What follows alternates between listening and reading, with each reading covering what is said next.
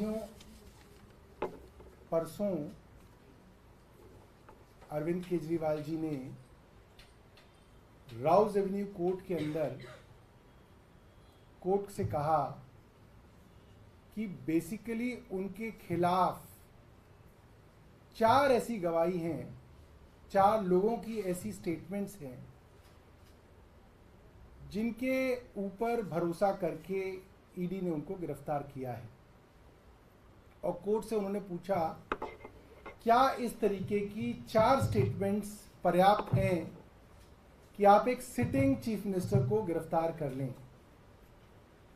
और उन्होंने 4 स्टेटमेंट्स के बारे में पूरी तरह से विस्तार से कोर्ट में बताया। एक स्टेटमेंट शरत रेड्डी के विषय में है और शरत रेड्डी की पिता की जो कंपनी है औरोबिंदो फार्मा और उनकी सब्सिडियरी ने किस तरीके से मनी लॉन्ड्रिंग में गिरफ्तार होने के बाद 55 करोड़ रुपए दिए, ये हमने आपको बताया।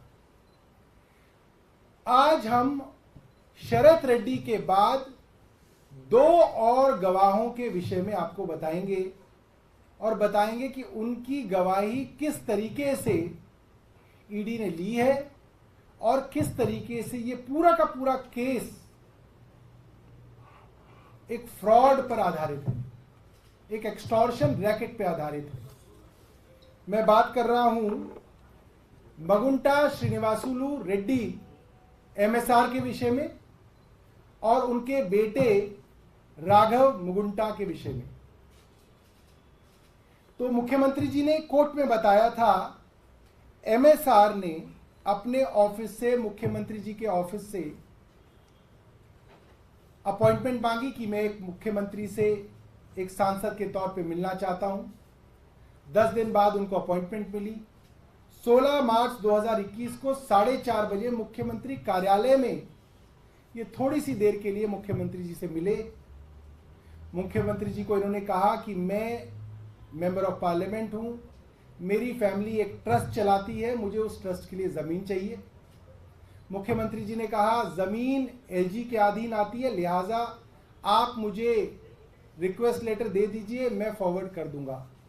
सिर्फ इतनी सी बात हुई है, एक मेंबर ऑफ पार्लियामेंट की एक सिटिंग चीफ मिनिस्टर से, और वो भी ऑफिशियल मीटिंग हुई है, बाकायदा अपॉइंटमेंट लेके हुई है। इसके बाद ये मामला दर्ज किया जाता है और 16 सितंबर 2022 को इनके यहाँ छापा पड़ता है, इनके ठिकानों पे छापा पड़ता है। जब छापा पड़ता है तो इनसे स्टेटमेंट ली जाती है और ये वही बात कहते हैं जो मुख्यमंत्री जी ने कोर्ट में कही कि मैं अपने फैमिली ट्रस्ट के सिलसिले में, उसके ज़मीन के सिलसिले में अरविंद केजरीवाल जी से मिला। उन्होंने कहा कि एलजी को लेटर वो फॉरवर्ड कर देंगे, बस इतनी ही बात है। ये उनकी ऑफिशियल स्टेटमेंट है जो ईडी ने दर्ज की हुई है। ये स्टेटमेंट 16 सितंबर 2022 की है। इसके बाद इनके बेटे राघव मुकुंटा को 10 फरवरी 2023 को गिरफ्तार कर लिया जाता है। जाहिर सी बात है, ये चौथी बार मेंबर ऑफ पार्लियामेंट हैं, लिकर के बड़े कारोबारी हैं साउथ के, और काफी जनरेशन से इनका वहां पे बड़ा कारोबार रहा है। कहा जा सकता है कि करोड़पति अरबपति आदमी है। 4 बार मेंबर ऑफ पार्लियामेंट, एक अरबपति आदमी के एक बेटे को जेल भेज दिया जाता है। 10 फरवरी 2023 को 5 महीने तक उसको जेल में सड़ाया जाता है और फिर ये बाप मेंबर ऑफ पार्लियामेंट टूट जाते हैं और 5 महीने बाद 16 जुलाई 2023 को ये अपना स्टेटमेंट बदल लेते हैं और पहली बार अरविंद केजरीवाल जी के खिलाफ स्टेटमेंट देते हैं। जब ये 16 जुलाई को स्टेटमेंट अरविंद जी के खिलाफ देते हैं तो 18 जुलाई को इनके बेटे की बेल हो जाती है, वो छूट जाता है और फिर वो 3 अक्टूबर 2023 को वो सरकारी गवाह बनके अपना माफीनामा ले लेता है। अब इसमें इंटरेस्टिंग बात ये है कि इन महीनों के दौरान मगुंटा श्रीनिवासुलु रेड्डी की 3 स्टेटमेंट्स ली गई, जिसमें से 2 स्टेटमेंट्स में उन्होंने अरविंद जी के विषय में कोई ऐसी बात नहीं कही जिससे अपराध के विषय में कोई भी जानकारी होती हो या उसकी तरफ इशारा भी होता हो। तीसरी स्टेटमेंट उनके खिलाफ उन्होंने दी। उनके बेटे राघव की 7 स्टेटमेंट्स रिकॉर्ड हुई हैं, 7। उसी एजेंसी ने 7 बार उनकी गवाही ली। 6 स्टेटमेंट्स में वो कोई ऐसी बात नहीं कहता, वो वही बात रिपीट करता है जो अरविंद केजरीवाल कह रहे हैं कि मेरे पिता जमीन के काम से अरविंद केजरीवाल से मिले। मगर जब 7वीं स्टेटमेंट में वो अरविंद केजरीवाल को इंडाइट करता है तो उनकी बेल हो जाती है और उनको सरकारी गवाह बना लिया जाता है। हमने आपको शरद रेड्डी के विषय में बताया था कि शरद रेड्डी का भारतीय जनता पार्टी से क्या रिश्ता है। शरद रेड्डी मनी लॉन्ड्रिंग में गिरफ्तार होने के बाद 55 करोड़ रुपए भारतीय जनता पार्टी को इलेक्टोरल बॉन्ड से देते हैं। सबके मन में सवाल था कि भाई 4 में से 1 गवाह का तो अरविंद केजरीवाल जी ने बता दिया, बाकी गवाहों का कौन बताएगा। तो आज हम मुगुंटा रेड्डी और उनके बेटे राघव मुगुंटा रेड्डी के बारे में आपको बता रहे हैं। कल एनडीए यानी कि प्रधानमंत्री जी की जो अलायंस है एनडीए, उसके घटक दल टीडीपी ने उनको अपना मेंबर ऑफ पार्लियामेंट बनाने के लिए उम्मीदवार बना लिया है। यानी कि प्रधानमंत्री मोदी और पूरी की पूरी भारतीय जनता पार्टी अब अरविंद केजरीवाल जी के खिलाफ जो मुख्य गवाह है उनके परिवार के लिए वोट मांगेंगे। हमारा सवाल है, ये रिश्ता क्या कहलाता है। हर आदमी जो अरविंद केजरीवाल के खिलाफ इतने दबाव के बाद, जेल डालने के बाद गवाही देता है, वो कहीं ना कहीं भारतीय जनता पार्टी से सीधा जुड़ा हुआ है। ऐसा नहीं कि कोई दूर का रिश्ते नाता करके जुड़ा हुआ है, सीधा जुड़ा हुआ है। एमएसआर को भारतीय जनता पार्टी के एनडीए के टीडीपी ने अपना उम्मीदवार बनाया है और वो पिछले कई दिनों से वहां पे कैंपेनिंग कर रहे हैं। तो हम जिस तरीके से अरविंद केजरीवाल जी ने कोर्ट में कहा था, शरद रेड्डी की कंपनी ने 55 करोड़ रुपए आरोपी बनने के बाद भारतीय जनता पार्टी को दिए, इसकी जांच भी ईडी करे। तो मुझे लगता है कि ये चीज भी ईडी रिकॉर्ड पे लेके आए कि ये राघव मगुंटा और इनके पिता मगुंटा श्रीनिवासलू रेड्डी दोनों भारतीय जनता पार्टी और एनडीए से सीधा संबंधित है। इस चीज की जांच भी ईडी करे। मैं समझता हूं वर्षों से इन लोगों के एक दूसरे को फोन कॉल्स जो हैं वो मौजूद होंगे, इन लोगों का रिश्ता मौजूद होगा। इसके अंदर छोटी मोटी भी इन्वेस्टिगेशन होगी तो सब दूध का दूध पानी का पानी साफ हो जाएगा। बहुत धन्यवाद। आतिशी जी अपनी बात कहेंगे।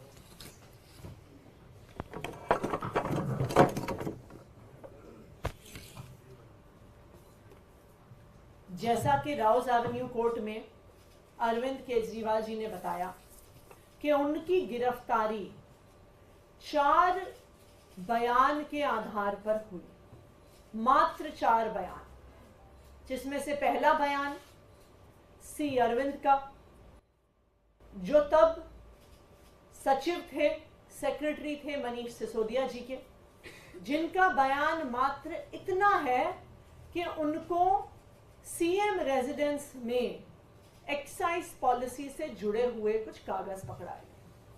सी अरविंद का बयान कहीं पर भी नहीं कहता कि अरविंद केजरीवाल जी ने पैसे लिए, किसी ने अरविंद केजरीवाल जी को पैसे दिए। वो सिर्फ इतना कहता है कि सीएम रेजिडेंस में एक्साइज पॉलिसी से जुड़े उनको कुछ कागज मिले। इसमें पैसे के लेन देन का कोई बयान नहीं। दूसरा बयान शरद चंद्र रेड्डी, जिनके बारे में आज देश का बच्चा बच्चा जानता है कि साउथ लॉबी के शराब कारोबारी शरद चंद्र रेड्डी ने ईडी का छापा पड़ने के बाद, ईडी की गिरफ्तारी के बाद 55 करोड़ रुपया इलेक्टोरल बॉन्ड्स के माध्यम से भारतीय जनता पार्टी को चंदा दिया। तो ये थी 4 में से 2 गवाही। बाकी दोनों गवाही पिता और पुत्र MSR मगुंटा श्रीनिवासलू रेड्डी और उनके सुपुत्र राघव मगुंटा रेड्डी की थी, जिनकी पूरी डिटेल सौरभ भारद्वाज जी ने आपको बताई कि किस तरह से एक सांसद होने के नाते MSR अरविंद केजरीवाल जी से मिले, अपने फैमिली ट्रस्ट के लिए जमीन मांगी। अरविंद केजरीवाल जी ने कहा कि आप हमें पत्र दीजिए, हम LG साहब को बताएंगे। उसके बाद ना MSR का ना उनके पुत्र राघव मगुंटा का अरविंद केजरीवाल जी से कोई भी संपर्क रहा। जब 16 सितंबर को उनके घर पे रेड होती है, फिर से पिता और पुत्र की स्टेटमेंट होते हैं, जहां पर वो दोनों कहते हैं कि हमारी अरविंद केजरीवाल जी के साथ कोई जान पहचान नहीं है। मात्र उनके पिताजी MSR एक बार अरविंद केजरीवाल जी से मिले, फैमिली ट्रस्ट की जमीन के लिए मिले। लेकिन ईडी को इससे संतुष्टि थोड़ी होती है। जब तक ईडी को अरविंद केजरीवाल के खिलाफ स्टेटमेंट नहीं मिलती, जब तक भारतीय जनता पार्टी को अरविंद केजरीवाल के खिलाफ स्टेटमेंट नहीं मिलती, वो इस केस के हर गवाह को प्रताड़ित करते रहते हैं। और इसी प्रताड़ना के तहत राघव मगुंटा को गिरफ्तार कर लिया जाता है 10 फरवरी को। 10 फरवरी के बाद भी राघव मगुंटा के पिताजी MSR इस बात पे कायम रहते हैं कि उनकी अरविंद केजरीवाल जी से एक्साइज पॉलिसी पर कोई बात नहीं हुई। राघव मगुंटा रेड्डी के भी बार बार बयान होते हैं, वो भी इस बात पर कायम रहता है कि उसका अरविंद केजरीवाल से एक्साइज पॉलिसी पर उनकी कोई बात नहीं हुई। लेकिन 5 महीने जब राघव मगुंटा रेड्डी जेल में रहता है, तो राघव मगुंटा रेड्डी भी टूट जाता है, उसके पिता मगुंटा श्रीनिवासलू रेड्डी भी टूट जाते हैं। वो अपना बयान पलटते हैं।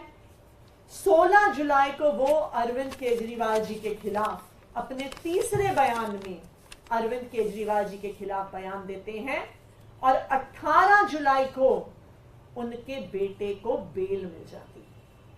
ये सारा सीक्वेंस ये दिखा रहा है कि जब तक अरविंद केजरीवाल के खिलाफ बयान नहीं आता, हर गवाह पर दबाव बनाया जाता है, उसको प्रताड़ित किया जाता है।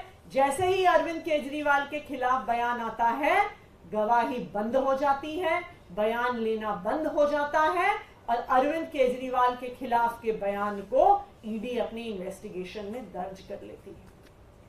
और अब जिस तरह से शरद रेड्डी का और भारतीय जनता पार्टी के रिश्ते का खुलासा हुआ इलेक्टोरल बॉन्ड्स की स्टेटमेंट बाहर आने के बाद,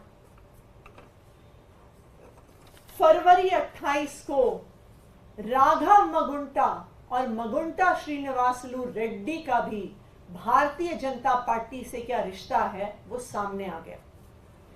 28 फरवरी को दोनों पिता और पुत्र ने TDP, जो भारतीय जनता पार्टी का एलाई है, जो NDA का घटक दल है, 28 फरवरी को MSR और उनके सपुत्र राघव मगुंटा TDP ज्वाइन कर लेते हैं। और कल 29 अप्रैल को पिता मगुंटा श्रीनिवासलू रेड्डी को भारतीय जनता पार्टी के एलाई TDP से लोकसभा चुनाव लड़ने का टिकट मिल जाता है। तो जिस साउथ लॉबी की बात हम पिछले 2 साल से भारतीय जनता पार्टी की प्रेस कॉन्फ्रेंस में सुन रहे हैं, ईडी द्वारा प्लांटेड खबरों में सुन रहे हैं, ईडी की वकीलों की दलीलों में सुन रहे हैं, उस साउथ लॉबी का रिश्ता साफ साफ भारतीय जनता पार्टी से है। साउथ लॉबी का एक महत्वपूर्ण व्यक्ति शरद चंद्र रेड्डी भारतीय जनता पार्टी को 55 करोड़ रुपए चंदा देता है और साउथ लॉबी के एक महत्वपूर्ण शराब कारोबारी मगुंटा श्रीनिवासलू रेड्डी और उनका बेटा राघव मगुंटा बीजेपी के LITDP में शामिल होते हैं और NDA की टिकट से लोकसभा का चुनाव लड़ते हैं, तो साउथ लॉबी का, शराब कारोबारियों का सीधा सीधा रिश्ता भारतीय जनता पार्टी से है। तो मैं आज ईडी को यह चैलेंज करना चाहती हूं कि अगर आप वास्तविक तौर पे एक इंडिपेंडेंट इन्वेस्टिगेटिंग एजेंसी हैं तो इन सारे फैक्ट्स को रिकॉर्ड पे लेके आइए। भारतीय जनता पार्टी और साउथ लॉबी के इस रिश्ते को इन्वेस्टिगेट करिए, भारतीय जनता पार्टी को आरोपी बनाइए और अपनी चार्जशीट में भारतीय जनता पार्टी और साउथ लॉबी, जो साउथ की शराब कारोबारियों की लॉबी है, उनसे भारतीय जनता पार्टी के रिश्ते को कोर्ट के सामने रखिए। ये मेरा ईडी को चैलेंज है। Thank you. तो मैम इसी मामले में आज कैलाश गहलोत जी को भी समन मिला है, वो भी पहुंचे हैं ईडी दफ्तर। देखिए, जो ये सारा प्रकरण है, चाहे ये अरविंद केजरीवाल जी की गिरफ्तारी हो, उससे पहले मनीष सिसोदिया जी की गिरफ्तारी हो, संजय सिंह जी की गिरफ्तारी हो, सत्येंद्र जैन जी की गिरफ्तारी हो, किसी भी गिरफ्तारी का किसी भी जांच से कोई लेना देना नहीं है। अगर जांच से लेना देना होता तो आज जांच भारतीय जनता पार्टी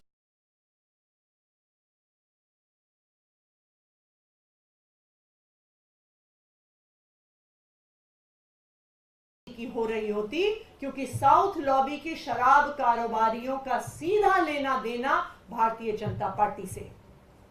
लेकिन यह पूरी तथाकथित जांच सिर्फ और सिर्फ आम आदमी पार्टी पर हमला करने के लिए है, अरविंद केजरीवाल पर हमला करने के लिए है, दिल्ली की चुनी हुई सरकार को गिराने के लिए है, अरविंद केजरीवाल और उनकी आम आदमी पार्टी को लोकसभा चुनाव में प्रचार करने से रोकने के लिए है।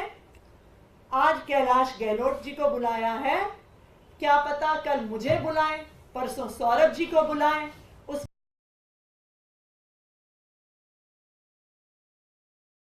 उसके बाद एक एक करके आम आदमी पार्टी के हर नेता, हर विधायक, हर कार्यकर्ता पर झूठे आरोप लगाकर उनको समन भी करेंगे, उनके घर रेड भी करेंगे, उनको गिरफ्तार भी करेंगे। ये भारतीय जनता पार्टी की साजिश है। मैम, क्या आप इसको देख रहे हैं प्रेसिडेंशियल रूल लगाने की कहीं इसमें कोई कॉन्स्पिरेसी हो? जो ये पूरा घटनाक्रम है, जिस तरीके से अरविंद केजरीवाल जी को गिरफ्तार किया गया है, ये दिल्ली की चुनी हुई सरकार को गिराने की एक साजिश है।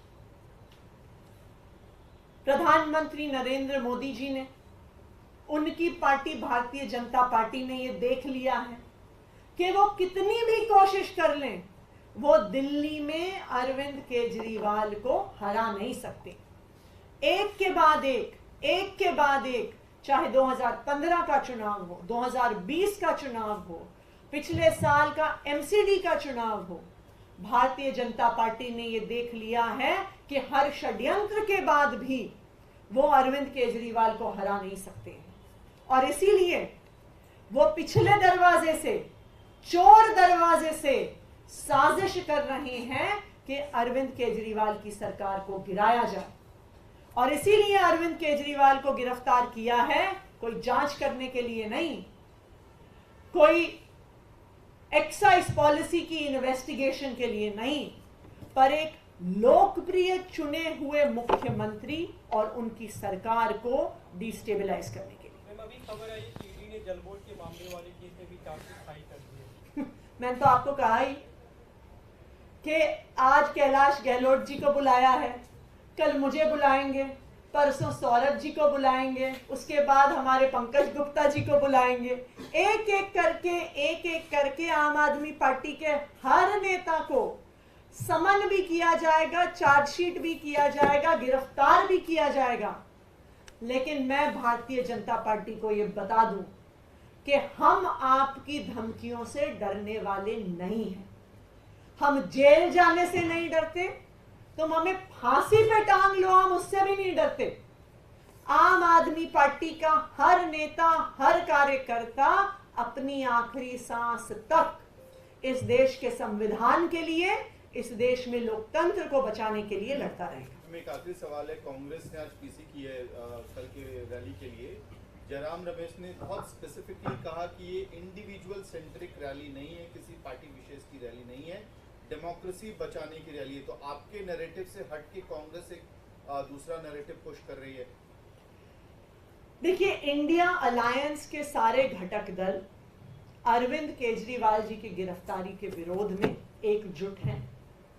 जिस दिन अरविंद केजरीवाल जी की गिरफ्तारी हुई, इनफैक्ट ईडी द्वारा उनकी गिरफ्तारी से पहले ही जब उनके घर पे रेड चल रही थी, तभी कांग्रेस के, दिल्ली के कांग्रेस के वरिष्ठ नेता वहां पर अरविंद केजरीवाल जी के घर के बाहर मौजूद थे। कांग्रेस पार्टी ने, डीएमके ने, टीएमसी ने, इंडिया अलायंस के हर घटक दल ने अरविंद केजरीवाल जी की गिरफ्तारी का विरोध किया, आज भी करते हैं। और अरविंद केजरीवाल जी की गिरफ्तारी सिर्फ उनको जेल में डालने की बात नहीं है, यह इस बात का द्योतक है कि आप एक लोकतंत्र में चुनाव की घोषणा के बाद एक प्रमुख विपक्ष के चेहरे को कैसे जेल में डाल सकते हैं? आप एक सिटिंग चीफ मिनिस्टर को कैसे जेल में डाल सकते हैं? आप एक राष्ट्रीय पार्टी के राष्ट्रीय अध्यक्ष को कैसे जेल में डाल सकते हैं? और हम तो बार बार खुद कह रहे हैं कि यह प्रहार सिर्फ आम आदमी पार्टी पे नहीं है, यह प्रहार इस देश के लोकतंत्र पर है। चाहे वो ऑपरेशन लोटस जिस तरह से चल रहा हो, विपक्षी दलों पर सीबीआई और ईडी के केस हो, कांग्रेस पार्टी का बैंक अकाउंट फ्रीज करना हो, लेफ्ट पार्टीज को इनकम टैक्स का नोटिस हो, अरविंद केजरीवाल जी की गिरफ्तारी लोकतंत्र पे जो हमला हो रहा है उस पे एक आखिरी प्रहार है।